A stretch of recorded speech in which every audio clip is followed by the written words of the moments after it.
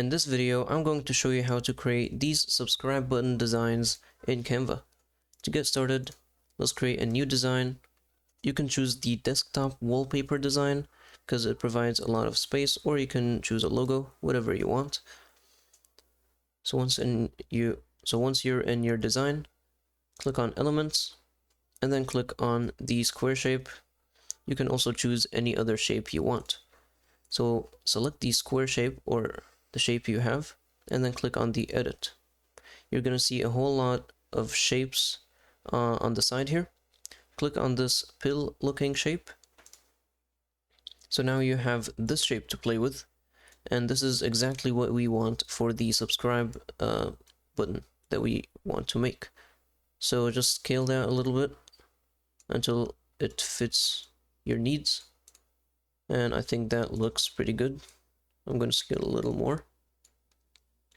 So the first button we're going to make is going to be a red color on top behind some white text. So let's make this a nice red color. Gonna make it a little dark, a little light, and there we go. I think that's looks pretty good. So now we're going to have some text saying subscribe in this button. Click on the text and then add a new heading. Let's position this heading wherever you want in the button and then scale it a little bit.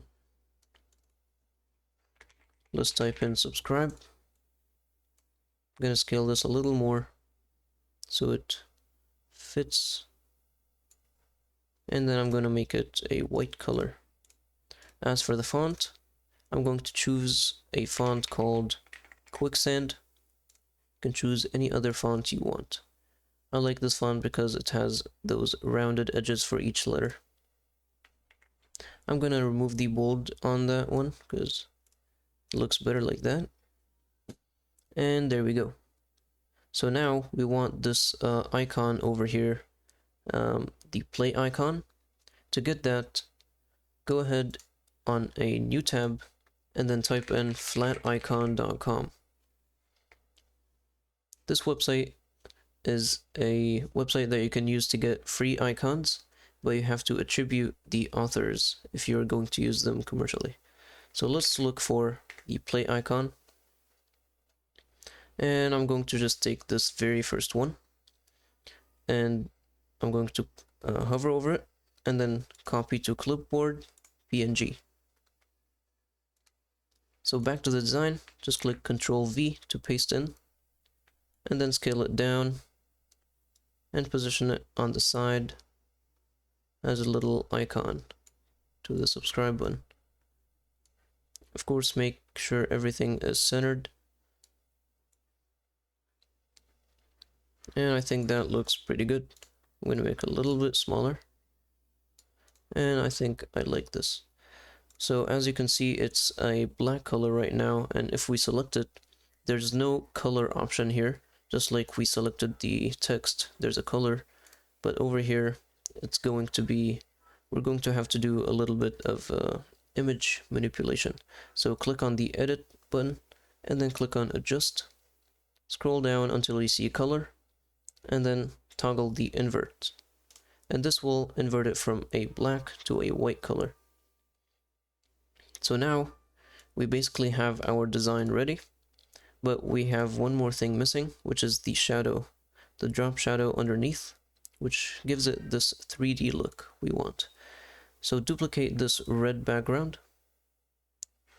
and then position it right underneath the actual red background, the original one. Change its color and let's make it a little darker red. So don't worry that right now it's over everything, just change the color. And once you have it, select it and then right click, layer, send to back. And there we go. Now it looks like a 3D button.